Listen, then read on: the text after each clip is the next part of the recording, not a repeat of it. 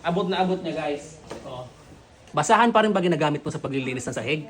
Tigilan mo na yan. May re-recommend ako sa inyong panlinis ng sahig na napakaganda at hindi na katulad dati na makapal yung pinaka mga tela niya rito. Ito guys, napakanipis na kung makikita nyo. Kaya kung may mga sulok-sulok kayo sa ilalim ng katulad nito, ilalim ng sopa nyo, abot na abot niya guys. Oh. Diba? Napapasok niya guys hanggang doon sa ilalim. Kita nyo naman oh, di ba? Yung iba kasi guys masyadong bulky, kaya hindi natin na ipapasok. Ayan. Di ba napakaganda? Tapos mahaba rin yung kanyang pinakahawakan. Ito guys, yung pinaka parang ngipin niya. Para pag inikot mo to, ito.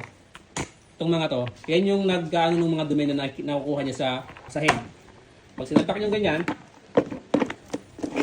kagandaan nito guys, very convenient na. Hindi nyo na kailangan hawakan yung basahan para pigain nyo. Hindi nyo mahawakan yung dumi. Bali dito na lang kayo sa handle na hawak.